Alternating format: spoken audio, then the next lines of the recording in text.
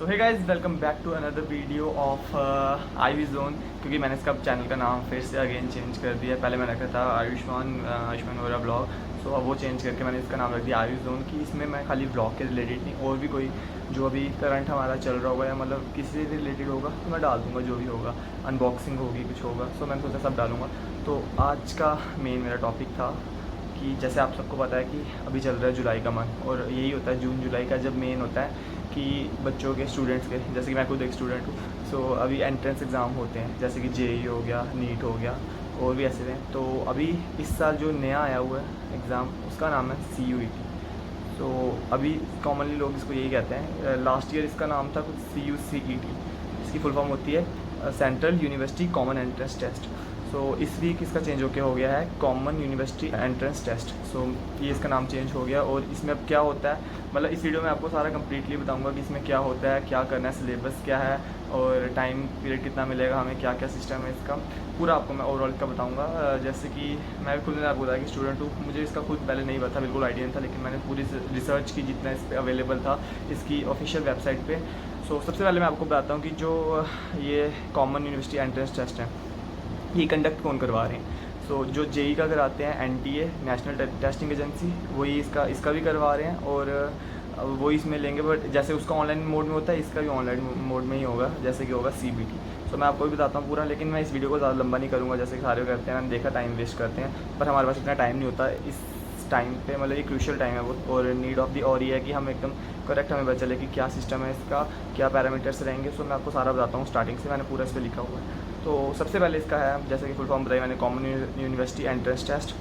तो दूसरा है कि पेपर मोड क्या रहेगा। पेपर मोड होगा इसका ऑनलाइन और CBT पे होगा, बट इसको आपको देने के लिए इसके एग्जामिनेशन हॉल में जाना पड़ेगा, जो आपको पता चलेगा इसके एडमिट कार्ड पे कि आपका कहाँ आया है। जब आपने फॉर्म सबमिट किया होगा तो आपको अपनी लोकेशन में भरा होगा आपका नियर बाई कहाँ पे लोकेशन आप जा सकते हो। सो सिटी वगैरह भरी होगी तो वैसे आ सकते हैं, तो आपको पता चल जाएगा। दूसरा है इसमें स्किल टेस्टेड कौन सी होती है। तो सबसे पहले इसके है स्लॉट 2 हैं।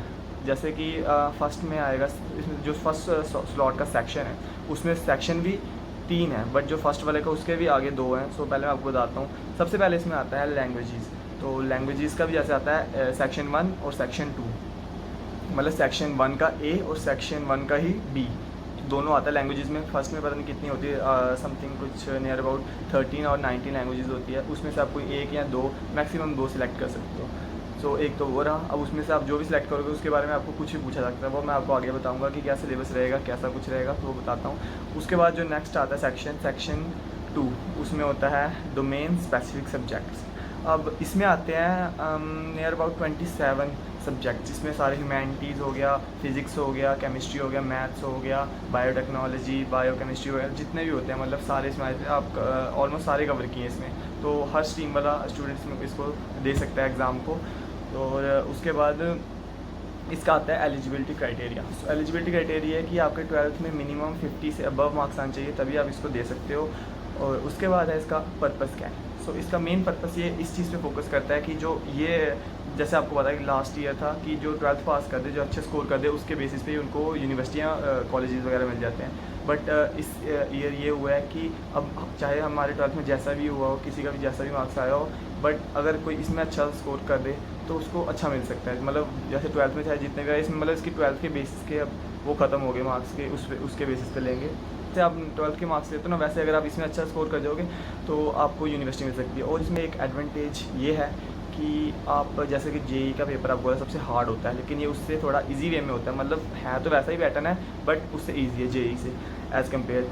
तो अब इसके बाद आता है इसका, मैंने आपको बताया कि एडमिशन 45% सेंट्रल यूनिवर्सिटीज़ हैं, उसमें से आपको एडमिशन मिल सकती है।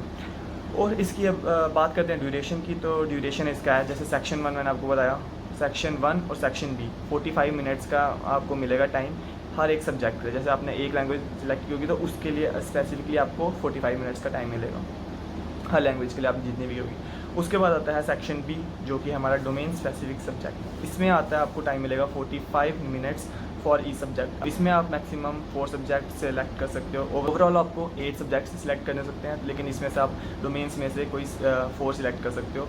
सो जैसे फिजिक्स केमिस्ट्री, बट आपको एक चीज़ का ध्यान रखना पड़ेगा कि आपको रिक्वायरमेंट के हिसाब से देखना पड़ेगा। जैसे आपको जिस यूनिवर्सिटी में जाना है जो आप भरोगे, पहले आपको उनका पूरी ऑफिशियल वेबसाइट खोल के वहाँ पे आपको देखना पड़ेगा कि उनकी रिक्वायरमेंट क्या है, क्राइटेरिया क्या है उनका, कि आपको एडमिशन किस बेसिस पे देंगे। जैसे कि अगर जम्मू में देनी है तो मैंने देखा था SMVD को यहाँ का था, फिजिक्स केमिस्ट्री और मैथ आपका इसमें होना चाहिए डोमेन सब्जेक्ट में, तो वो भर सकते हो। अगर आपका बाहर का जो भी है वो आपको पहले उसमें देखना पड़ेगा। सो इसके भी आपको मिलेगा 45 मिनट्स फॉर ई सब्जेक्ट। उसके बाद आता है सेक्शन 3, उसके लिए आपको मिलेगा 60 मिनट्स, क्योंकि वो है GT मतलब जनरल टेस्ट। सो वो सबका है। तो जनरल टेस्ट के लिए आपको हो गए, मैं क्वेश्चन भी बताऊंगा आपको कितने होंगे उसमें और कितने आप अटैम्प्ट कर सकते हो, मतलब आपको करने हैं। सो इसकी रेंज ग्रेड है -300 से +300। तो और इसकी मार्किंग स्कीम है 1 मार्क्स आपके एक सही आंसर के लिए मिलेंगे और 1/4 आपका डिडक्टेड हो जाएगा एक गलत आंसर के लिए। मतलब आपका उसका तो कटेगा भी, और जो एक में नहीं किया होगा उसके मार्क्स तो डिडक्ट होंगे, उसके साथ आपके और 1.5 जो आपने सही किया होगा उसमें से भी डिडक्ट हो जाएंगे। तो ये आपको ध्यान रखना है कि नेगेटिव मार्किंग इसमें है, तो आप कम से कम जो नहीं आते हैं उसको अटैम्प्ट ना ही करें। मैं तो आपको ये सजेस्ट करूँगा उसको आप लीव कर दें, जो आते हैं खाली वही कीजिए। उसके बाद है इसका पैटर्न और ड्यूरेशन का। फिर से बताता हूँ क्या सिस्टम है। लैंग्वेज में आपको 40 MCQs अटैम्प्ट करने हैं, मतलब आंसर करने हैं आउट ऑफ 50। टोटल 50 हैं, उसमें से आप 40 अगर अटैम्प्ट कर दोगे 45 मिनट में, तो आपके फुल मार्क्स होंगे लैंग्वेजेस में।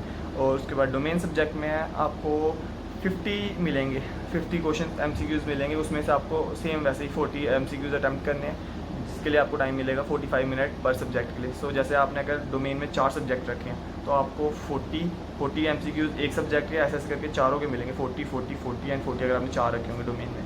सो इस चीज़ का ध्यान रखना, उस हिसाब से आपको टाइम भी मिलेगा। और इसका जनरल GT का है 60 MCQs आपको अटैम्प्ट करने हैं ओवरऑल 75 में से। सो अगर आप वो अटैम्प्ट कर लेते हो 60 मिनट्स में तो आपके इसका भी खुल जाएगा। और एक और चीज़ मुझे आपको इसकी बतानी थी कि इसके टाइम, मतलब जो आपको अभी पता है कि CUET की ऑफिशियल नोटिफिकेशन हमें आई है कि 15 जुलाई से लेकर 10 अगस्त तक इसके बीच में आपका कभी भी कंडक्ट हो सकता है। तो वो आपको सब पता चलेगा एडमिट कार्ड पे। और एडमिट कार्ड का अभी तक हमें कोई ऑफिशियल नोटिस नहीं आया कि कब आएगा, कब रिलीज़ होगा, बट आई थिंक उससे 2-3 दिन पहले हो सकता है, क्योंकि प्रोबेबिलिटी ज़्यादा वही है। अभी तक तो नहीं हुआ रिलीज़, तो उसी में आपको पता चलेगा कि कौन सा आपका डेट शीट क्या है और आपकी लोकेशन कहाँ पे आपका सेंटर बनेगा, कहाँ पे आपको जाके देना पड़ेगा, वो सारा आपको वहाँ से पता चलेगा। और इसके बाद आता है अभी कि सब्जेक्ट्स। सो सब्जेक्ट्स मैं शेयर भी कर दूँगा, इसमें आपको दिखा दूँगा, और ऐसे करके हाँ यहाँ पे साइड पे आपको दिखा दूँगा, तो देख लेना। ये सारे आएंगे सिलेबस में जो भी होगा इसका, लैंग्वेजेस का और डोमेन सब्जेक्ट का। डोमेन का तो यही है कि अगर आपने 11th और 12th NCERT बुक्स अगर आपने थॉरली पढ़ी है तो आपका डोमेन एकदम कंप्लीट हो जाएगा, आपका अच्छा जाएगा। और GT में आता है मेन जनरल नॉलेज हो गया, वर्बल एबिलिटी हो गया, वोकैबुलरी राइटिंग्स हो गया, तो ये सारा इसमें आ जाएगा। मतलब रीजनिंग वगैरह जिसने की होगी उसके लिए भी आसान रहेगा। और फिर बचता है लैंग्वेज। इसमें आता है रीडिंग कॉम्प्रिहेंशन और ऐसे literacy, aptitude and vocabulary test, और ग्रामर में भी आपको कुछ भी आ सकता है इसमें। सो आपको ये पूरा प्रिपेयर करके जाना, ये मेन इसका सिलेबस रहेगा। अगर आपने ये अटैम्प्ट कर लिया सो आपका एकदम बढ़िया जाएगा पेपर और आपको टेंशन नहीं करनी है, ठीक है। सो अभी आपको मैं बता दूंगा कि क्या है, और सिलेबस भी डाल दूंगा। और अगर आप कुछ नहीं समझ आए और कोई क्वेरीज़ वगैरह होगी इससे CUET से रिलेटेड, तो आप मुझे यहाँ पे कमेंट भी कर सकते हो नीचे। वैसे मैंने फर्स्ट टाइम वैसे ब्लॉगिंग करता हूँ, बट फर्स्ट टाइम मैंने सोचा कि अभी हमारी नीड ऑफ दी और यही है कि हमें जानना पड़ेगा, क्योंकि जो पेपर है आने वाला यही है। नीट भी आने वाला, बट एज यू नो कि मैंने नीट का तो दिया नहीं है। सो अभी इसका है, तो इसलिए मैंने आप सोचा कि जैसे मैं हूँ आपको भी शायद जानना पड़े। सो होपफुली आपको अच्छा लगा। अच्छा लगा तो वीडियो को लाइक शेयर कमेंट जरूर कर देना, नए हो चैनल पर सब्सक्राइब भी कर देना। मिलते हैं नेक्स्ट वीडियो में, तब तक के लिए thank you, goodbye and take care.